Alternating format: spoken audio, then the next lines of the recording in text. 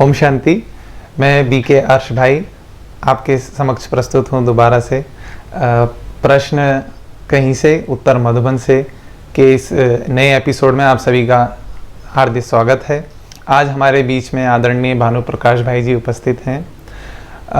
भाई जी 30 वर्षों से ज्ञान में चल रहे हैं और 28 वर्षों से सुचारू रूप से समर्पित होकर के भंडारा रोटी डिपार्टमेंट में अपनी सेवा दे रहे हैं।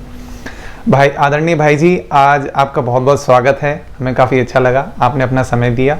भाई जी, आज एक कुमार भाई का सवाल है कि क्या हमें फ्रूट्स जो हैं वो डेली रूटीन में लेने चाहिए या फिर हमें फ्रूट्स डेली रूटीन पे ना लेकर के उस धन को हम सफल करें यज्ञ में? क्योंकि और कई बार ऐसा भी देखा जाता है कि फ्रूट्स ना डेली रूटीन बेसिस पे ना लेने के कारण हेल्थ इश्यूज होते हैं, तो कहीं ना कहीं ये भी संकल्प उठते हैं कि न्यूट्रिशंस में कहीं कमी तो नहीं आ गई। तो मन करता है कि मैं इस धन को उधर सफल करूं, यज्ञ में सफल करूं। तो किस तरीके से हमें क्या करना चाहिए कि क्या हम फ्रूट्स भी लें डेली बेसिस पे और धन का भी हम सहयोग करें? तो इसमें आप एक बार हमको मार्गदर्शन दें। तो बाबा कहता है कुमार लाइफ माना बाबा की लाइफ है, तो इसलिए बाबा कहता है कि हमारे आगे पीछे कोई नहीं है, ना बाल बच्चे, ना पोते हैं, ना कोई है। तो इसलिए धन बचा कर हमें करना क्या है। और कुमारों को तो बाबा ने एक गारंटी दी है, अगर सच्चे कुमार है, बाबा की श्रीमत पर चलते हैं, तो कभी भी आपको दाल रोटी की कमी नहीं पड़ेगी। इसलिए धन बचाने की सोचनी नहीं है, लेकिन उसके साथ ये सबसे बड़ी बात ध्यान रखना है कि हमारे कुमार लाइफ में सबसे ज्यादा इम्पोर्टेंट जो है वो है हमारी स्थिति। और दूसरा, जिसको मैं अपने लाइफ में बहुत वैल्यू देता हूँ, कि मैंने अपने लाइफ में इम्पोर्टेंस हमारे लाइफ में दे के रखा है कि पहले जो सबसे बड़ा इम्पोर्टेंट है वो हमारी स्थिति, और दूसरा जो इम्पोर्टेंट दिया है वो हमारा हेल्थ। तो अगर हम कंजूसी करते हैं या पैसे को बचत करते हैं और फ्रूट्स नहीं खाते हैं, तो आपने देखा है कि केवल दाल रोटी हम खाते हैं या दूसरी हेवी चीजें हम बहुत खाते हैं, तो आपने देखा होगा कि अगर फ्रूट्स माना ही एक नेचर है, एक सात्विकता उसमें है, और सत्विक में भी हम देखते हैं कि क्या खाएंगे, फल फूल का ही भोजन होगा। तो इसीलिए फल और फूल जितना हम अपने भोजन में या अपने दिनचर्या में ऐड करते हैं, तो एक तो हमारी जो स्थिति है ना एकदम लाइट रहती, क्योंकि बॉडी सपोर्ट करती है। आप देखो हेवी भोजन करो तो आपका अमृत वेला, एक तो उठेंगे तो बहुत सुस्ती रहेगी।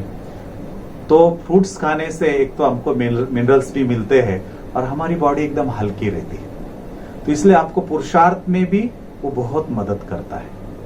और दूसरा कि फ्रूट से जो भी मिनरल्स होते हैं या विटामिन होते हैं वो हमको मिलते हैं। तो आप देखो कि आपने बहुत करोड़ों रुपए जमा करके रखे, बचा के रखे, लेकिन अगर आपने अपने हेल्थ के तरफ ध्यान नहीं दिया, खान पान के तरफ ध्यान नहीं दिया, और फिर आपकी तबीयत अगर आपका साथ नहीं दे रही है, तो ना आप पुरुषार्थ कर पाएंगे, ना कुछ सेवा कर पाएंगे। और उस समय एक बार बॉडी डैमेज हो जाती है तो उसके बाद वो पैसा भी किस काम का नहीं आता है। आप फिर करोड़ रुपए खर्च करके भी आपकी बॉडी जो है वो आपका साथ नहीं देगी। इसलिए पुरुषार्थ को अच्छा करना चाहते हैं और अपने हेल्थ को अच्छा रखना चाहते हैं, तो फ्रूट्स को जरूर अपने भोजन में या दिनचर्या में ऐड करना जरूर।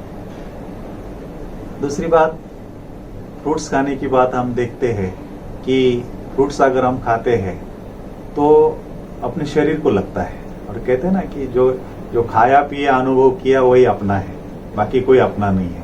तो इसलिए अगर फ्रूट्स खाते हैं तो अपने शरीर को हम ठीक रखते हैं।